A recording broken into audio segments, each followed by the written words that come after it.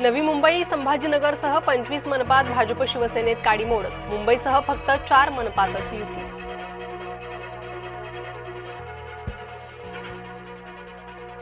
पुण्यातही भाजप शिवसेना युती तुटली। भाजप 165 तर शिवसेना 70 जागांवर स्वबळावर लढणार।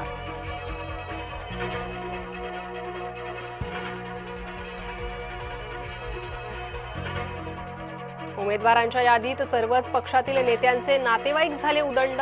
कार्यकर्ते मात्र वाऱ्यावर। 30 नेत्यांसह त्यांचे 116 नातेवाईक निवडणुकीच्या रिंगणात। महायुतीत राष्ट्रवादीला अवघ्या 6 जागा, 22 लाखांच्या बदल्यात 1 जागा भाजपला दिली। सेटलमेंट करून पक्ष भाजपला विकला, राष्ट्रवादीचे अभिषेक पाटलांचा आरोप।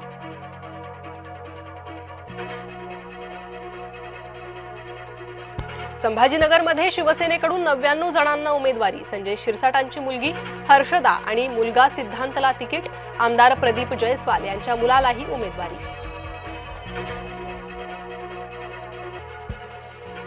वंचितकडून ऐनवेळी घात। मुंबईत काँग्रेसला परत केल्या 16 जागा। उमेदवार शोधताना शेवटच्या दिवशी काँग्रेसची पळापळ। 2 जानेवारीला उमेदवारी मागे घेण्याचा शेवटचा दिवस। तोपर्यंत प्रत्येक पक्षाला नाराज, बंडखोरांना रोखण्याचं आव्हान। लाडक्या बहिणींना EKYCची मुदतवाढ नाहीच। तब्बल 45 लाख बहिणी राहणार वंचित। भारताची जगातील 4थी मोठी अर्थव्यवस्था म्हणून नवी ओळख। जपानला टाकलं मागे, केंद्र सरकारची अधिकृत घोषणा। शाश्वत विकासासाठी ठोस सुधारणांचं आवाहन। पंतप्रधानांची अर्थतज्ञांशी सल्लामसलत। गुड न्यूज, रेल्वे तिकिटांवर 3% सवलत। ॲपच्या माध्यमातून अनारक्षित तिकीट खरेदी करणाऱ्यांना मिळणार लाभ। भुयारी मेट्रोची आज रात्रभर सेवा। मेट्रोच्या 60 विशेष फेऱ्या धावणार। 31चा आनंद लुटा, मनसोक्त बेस्ट तसेच रेल्वेकडून मध्यरात्री खास अतिरिक्त सेवांचं आयोजन। नवीन वर्षाच्या स्वागतासाठी शिर्डीत जय्यत तयारी।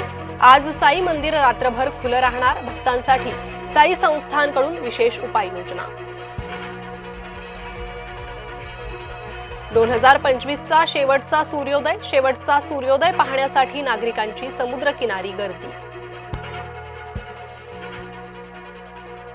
बांगलादेशात 12 दिवसात 3ऱ्या हिंदूची हत्या।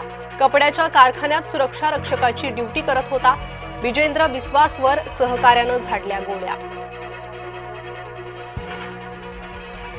असीम मुनीरच्या मुलीचा निकाह त्यांच्याच सख्या भावाच्या मुलाशी। रावळपिंडीत पार पडला शाही विवाह सोहळा। बांगलादेशशी बिघडलेले संबंध सुधारणार। एस जयशंकर आज ढाका दौऱ्यावर। खालिदा झियांच्या अंत्यसंस्कारासाठी राहणार उपस्थित। वर्षाचा शेवट गोड। श्रीलंकेचा सुपडा साफ। टीम इंडियाचा 5-0 दमदार मालिका विजय। KKRच्या संघाबाबत किंग खानकडून मोठा निर्णय। तब्बल 4000 कोटी खर्चून शाहरुख KKRचा 90% हिस्सा घेणार।